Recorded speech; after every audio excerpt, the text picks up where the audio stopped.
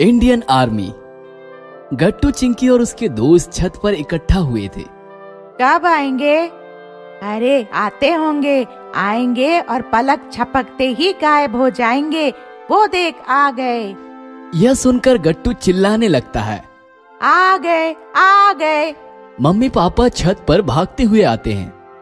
वो देखो, वो आ रहे हैं। भारत माता की जय, वंदे मातरम।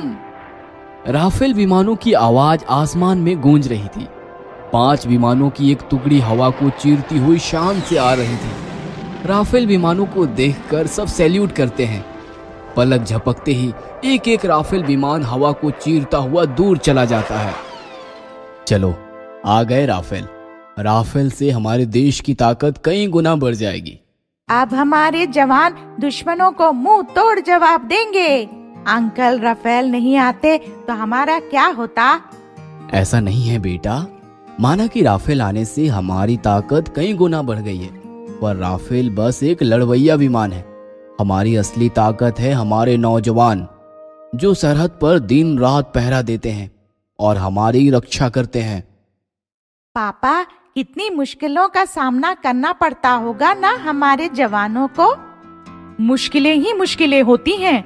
सरहदी इलाकों का वातावरण बहुत प्रतिकूल होता है। रेगिस्तान में अंगारे बरसते हैं और कश्मीर में बर्फ के गोले, फिर भी जवान अपनी परवाह किए बिना डटे रहते हैं। बहुत बहादुर और हौसलेबाज है हमारे जवान।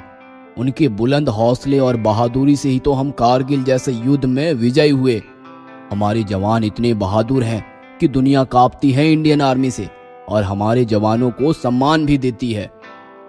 सच में हमारी आर्मी सम्मान और अभिमान की हकदार है। हमें भी अपने जवानों के प्रति आदर और निष्ठा रखनी चाहिए। पर कुछ लोग हमारे जवानों का सम्मान नहीं करते पापा। मैं मम्मी के साथ ट्रेन में यात्रा कर रहा था तो मैंने क्या देखा मालूम है? क्या देखा? एक जवान को कोई जगह नहीं दे रहा था बैठने को। फिर वो नीचे बैठा और बैठे बैठे सो गया। फिर क्या हुआ? फिर भैया ने उन्हें उठाया और उन्हें अपने पास बैठने की जगह दे दी। वाह गट्टू, सच में शर्म आनी चाहिए लोगों को। अरे भाई, जवान हमारी हर तरह से रक्षा करते हैं।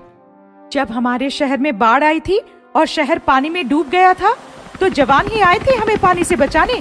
लोगों को हेलीकॉप्टर में बिठाकर सुरक्षित जगह ले गए थे। आग हो, पानी हो, भूकंप हो या कोई और विपदा, जवान हमारी रक्षा और सहायता के लिए हमेशा तत्पर रहते हैं। इसलिए हमें भी उनकी मदद करनी ही चाहिए। पापा, इंडियन आर्मी के बारे में कुछ बताओ ना। बेटा, इंडियन आर्मी की 3 प्रमुख सेनाएं होती है, थल सेना, नौ सेना और वायु सेना।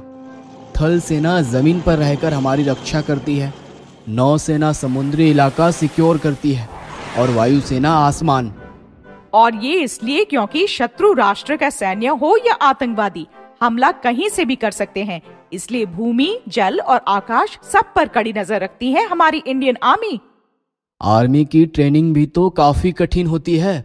कठिनतम ट्रेनिंग देकर आर्मी को ट्रेन किया जाता है ताकि हर हालात में वो मुकाबला कर सके। तुम्हारे मामा भी तो आर्मी में हैं। वो बता रहे थे इमरजेंसी में उन्हें खाना पीना भूलना होता है। बड़ी बड़ी बंदूकें, बम और वजनदार सामान लेकर पहाड़ों और रेगिस्तान में दौड़ना होता है। गोलियों की बरसात से बचकर भागना होता है। बाप रे, ये सुनकर तो रोंगटे खड़े हो गए। सोचो जरा, सुनकर ही हमारा यह हाल है। आर्मी को तो रोज ऐसी जिंदगी का मुकाबला करना होता है और वो शान से करते हैं। मैंने सोच लिया पापा, बड़ा होकर मैं भी आर्मी में भर्ती हो जाऊंगा, देश की रक्षा करूंगा। हाँ, मैं भी आर्मी मैन बनूंगी। हमें तुम पर गर्व है बच्चों। तुम्हें देश की सेवा करनी है, पर याद रखो, आर्मी में भर्ती ना भी हुए तो कम से कम एक अच्छा नागरिक बनो।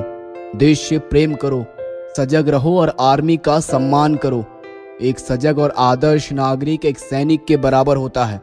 देश के सारे नागरिक सजग और आदर्श बन जाए, आपसी झगड़े और मनमुटाव भूलकर देश उन्नति का कार्य करे तो आर्मी का काफी भार हल्का हो सकता है। आप ठीक कह रहे हैं पापा। हम सजग और आदर्श नागरिक भी बनेंगे और देश की आर्मी का सम्मान भी करेंगे और सदा सहायता भी करेंगे। बोलो भारत माता की जय। जय जवान जय किसान, वंदे मातरम। अगर आपको हमारी वीडियोस पसंद आ रहे हैं तो इन्हें लाइक करें, कमेंट करें और सब्सक्राइब करें।